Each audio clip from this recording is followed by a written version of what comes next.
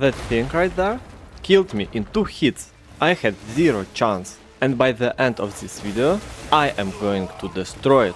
But we're not there yet. So here's the situation. I'm living my peaceful life, bothering nobody, and then the entire internet starts fighting about one game. Half the people call it a masterpiece, the other half say it's the worst thing they ever played. Nobody agrees. It's the most controversial game of the year, and I haven't even opened it yet. So obviously I downloaded it, because I have the self-control of a golden retriever near a tennis ball. The game Crimson Desert.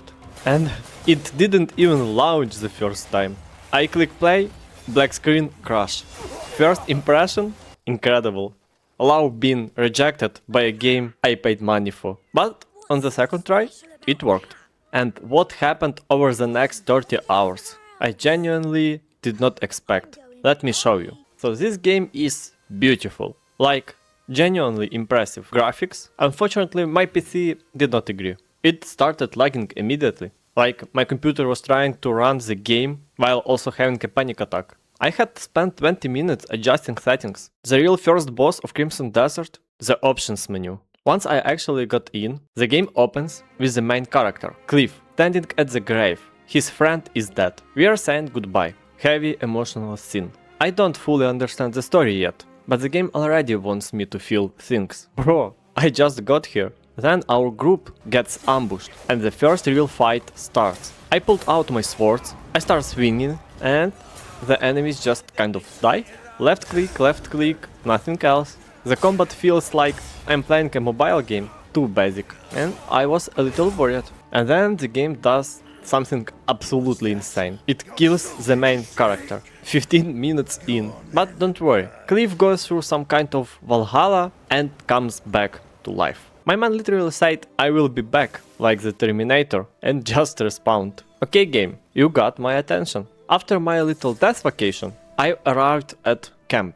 You can rest, store items, do camp stuff. But here's a fine detail. You can walk up to people and greet them, and it actually increases your reputation or relation, not sure yet. So I'm just walking around, waving at everyone, like a politician during election season. Hello, what for Cliff? Now, I won't lie to you. The first few hours are slow, very quiet, very calm. Reminded me a lot of Red Dead Redemption 2, where nothing happens for 3 hours, and then suddenly everything happens at once. But just when I was getting sleepy, the game woke me up. I got thrown into some puzzle up in the sky, and unlocked the ability to dive from the air like a Batman. Full superhero landing. And then I discovered you can light arrows on fire and burn things in the world. I shot a flaming arrow at some vines and they just caught fire and disappeared. That's the kind of stuff that makes me think, okay, this game has something special, hiding under all that slow pacing. So I start taking on quests. And suddenly, massive Witcher 3 energy. Walking around a medieval village, picking up missions, talking to villagers. It literally felt like being in The Witcher. Which means, yes, my main job as a legendary warrior who literally come back from the dead is helping random villagers with their problems. Sure, I died for this. But, and this is a big but, the combat started getting good. I opened the skill tree. It was huge. Dozens of combos, different attack chains, ability upgrades. Remember when I said the combat felt like a mobile game? I take it all back. This system has depth. You just have to unlock it. Sneaky game design. Honestly, they make you think it's simple. Then they open the full menu. I grabbed a bounty quest, catch a thief, drag him to the guards, get paid. Simple, right? I found the guy, beat him up, started carrying him to jail. Good money too. Except, and I'm not joking, the thief stole my coins while I was catching him. Okay, now we need to talk about him. I'm doing a normal quest, nothing special, everything is fine. And then this thing breaks out from the wall. Some kind of diver? I don't even know what it was. All I know is it hit me once. Half of my health gone. It hit me again, I'm dead. The whole thing took maybe 4 seconds. I went from life is beautiful to life is over. Faster than my games crashed at the start. Dark Souls players are watching this and laughing. I just got absolutely embarrassed by a creature I wasn't even looking for. So what did I do? I ran. I turned around and I ran like a hero. But I want you to remember this moment, because we will meet this thing again, and next time I won't be running. Now here's a part of the game where I have to be honest. The pacing takes a hit. The story gets confusing. Dialogues become insanely long. I went to make coffee during one cutscene, came back and they were still going. There is also an animation for everything you do. The leveling system uses weird cubes instead of normal XP. Took me a while to figure out what was happening. And I kept forgetting to upgrade my gear, so tiny goblins were beating me up. Not my proudest moment. But then, the kind of goblins king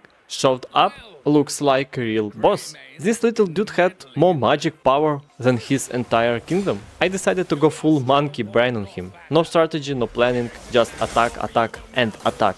And it was working. I got him into some kind of stunned state, where he just stood there, taking every hit, not moving. I was thinking, this is too easy, this boss is broken. And then he woke up. First hit, half my health, second hit, almost dead, third hit, 1 pixel of HP left.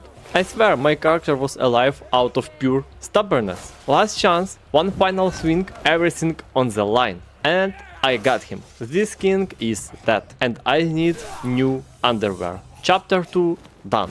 On to chapter 3. If that king fight had your heart rate going even a little bit, hit that like button and subscribe, because what's coming next makes that fight look like a tutorial. 2 seconds. Done? Good, let's go. Chapter 3 started with the shopping spree. I finally had enough money to walk into the armor shop and buy a full set of knight armor. Shiny plate armor. Cape flowing. I looked absolutely royal, and I upgraded my two-handed sword to level 2. I went from guy who gets bullied by goblins to guy on a movie poster in one shopping trip. Money really does change people. I met this local lord, Marquis Sarkis, and now the plot finally started making sense. I need his help to rebuild the Grey Mains, which is our crew. He needs my help too. Standard RPG deal. You scratch my back, I scratch yours. But here's the thing, I actually cared about it now. All those slow boring hours at the start, they were secretly building this. The characters, the world,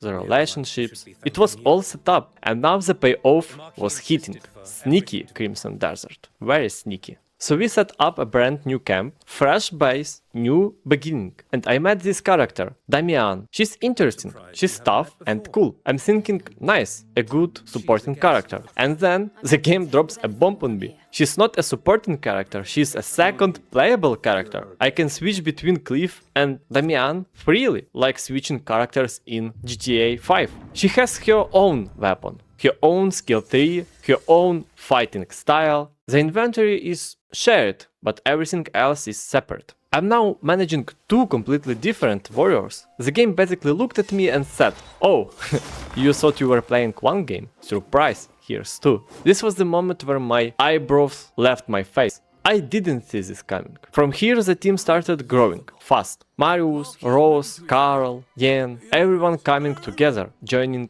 the camp. Some I went out and found, one guy just showed up his own like, hey, heard you guys were hiring. The Grey Mains were back in the business and our little camp was turning into a real base. It felt like building something that mattered. And then the game said, enough building, time to fight. A demon showed up, or something like a demon. Maybe a human possessed by one. The game wasn't super clear. What was clear is the thing was dangerous and I had to chase it through. And here is where the combat finally showed its true self. After all of those hours of learning combos and upgrading skills, I began to enjoy dodging, countering, chaining attacks, but I wasn't invincible either. 2 or 3 bad hits and I'm dead. That balance between power and danger, that's where the combat becomes truly fun. The demon boss fight itself, best fight in the game so far, and it wasn't even close. Phase 1, attack carefully, dodge his magic, read his patterns, then he summoned clones and I have to destroy wooden totems while avoiding the copies. Phase 2, new moves, faster attacks, smaller windows to hit him. I beat him,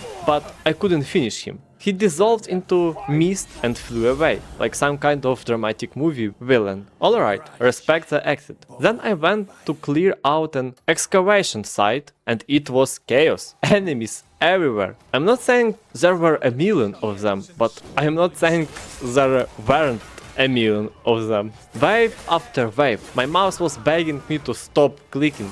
But here's what felt amazing. I was strong enough now. All that grinding, all those upgrades, all that suffering, it was paying off. I was cutting through enemies like they owed me money. And then I cleared the last wave, caught my breath, looked ahead, and there he was. The diver. Same creature that killed me in 2 hits and made me run away crying at the beginning of the game. The one who turned me into a lumberjack because I was too scared to fight anything. Standing right there at the end of this excavation site, like he was waiting for me. You want to know the difference between me then and me now? Back then I ran. This time I pulled out my sword and charged. This fight was harder than the demon, harder than the Goblin King, harder than every fight I had in this game combined. One mistake and you could die. Every swing of his weapon was terrifying, but I had food to heal. I had better armor, I had skills I didn't have before, and most importantly, I had a grudge. The fight was long, it was brutal. I ate through my entire food supply, my health was bouncing between barely alive and definitely about to die for the whole fight. And then one final hit, and that stupid, ugly, disrespectful diver went down. I literally yelled at my screen. That might be the most satisfying gaming moment I've had this entire year. From getting destroyed in 4 seconds to winning a 5-minute war. That is a revenge arc. So, I went back to camp and the whole team, every single person I recruit, threw a party. Eating, drinking, laughing. And for the first time in this game I felt like we actually built something. These weren't just NPCs anymore, this was my crew. Chapter 3 done, Chapter 4 loading, but that's for the next video. So Crimson Desert, let me give you the real answer to the internet's biggest argument. Is it a masterpiece? No, not yet. The first 8 hours are genuinely rough. Slow pacing, confusing story, dialogues that never end, and animations for every tiny action. If you quit in the first few hours, I completely understand it. I almost did. But if you don't quit, if you survive that slow opening and keep going, this game does something that very few games do anymore. It earns your love. It doesn't hand you excitement in the first 10 minutes. It makes you work for it. And when the combat clicks, when the story clicks, when the boss fight start hitting, when you get your revenge on that one enemy who humiliated you hours ago, it hits differently. Because you earned every second of it. It's the same thing Red Dead Redemption 2 did. Slow start, incredible payoff. And just like Red Dead, the people who push through will find something truly special. I am hooked. I am going to chapter 4. I want more boss fights, more story, more revenge arcs. This game made me so impressed that I'm even thinking about trying Black Desert Online, the MMO, from the same developers. That's how much it got me. Crimson Desert is not a diamond sitting on the shelf waiting for you to pick it up. It's a diamond buried underground. You have to dig, but once you find it, totally worth the dirt under your fingernails. If you made it this far, thank you, really. Hit the subscribe for part 2, where I tackle chapter 4 and things get even crazier. Drop a comment, I want to know. Have you played Crimson Desert? Are you in Team Masterpiece or Team Garbage? And if you know someone who's thinking about buying it, send them this video. Might save them 8 hours of confusion. Thank you for watching, see you in the next one.